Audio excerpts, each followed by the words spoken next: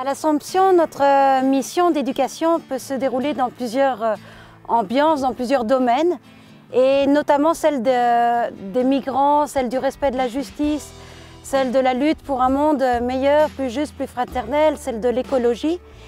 Ce qui me semble très important pour moi, c'est bien sûr me sentir proche de ces migrants qui arrivent. Le Seigneur nous le disait, « Venez à moi, vous tous qui ployez sous le poids du fardeau ». Et pour moi, c'est une des manières dans mon travail de pouvoir être proche de ces personnes-là. Mais ce qui me semble très important aussi, c'est de pouvoir m'enrichir aussi de leur histoire et de leur force. Ce n'est pas seulement une histoire de recevoir, accueillir ces pauvres, ces migrants, ces étrangers.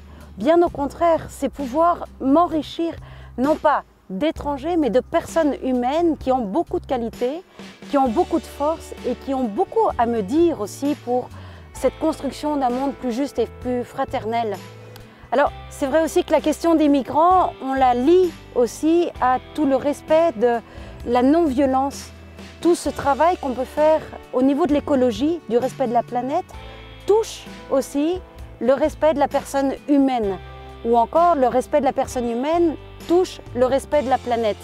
Et dans ce sens-là, il est vrai que l'appel de l'Église ces derniers mois ne fait que nous encourager dans notre mission auprès des migrants, auprès de l'écologie, puisque le pape François ne cesse de nous appeler à œuvrer pour cela. Alors on ne peut plus s'arrêter comme simplement des spectateurs de cette violence, de cette pauvreté, de cette réalité d'exil, mais on doit se serrer les coudes et agir ensemble, mais agir avec eux, pas agir que pour eux.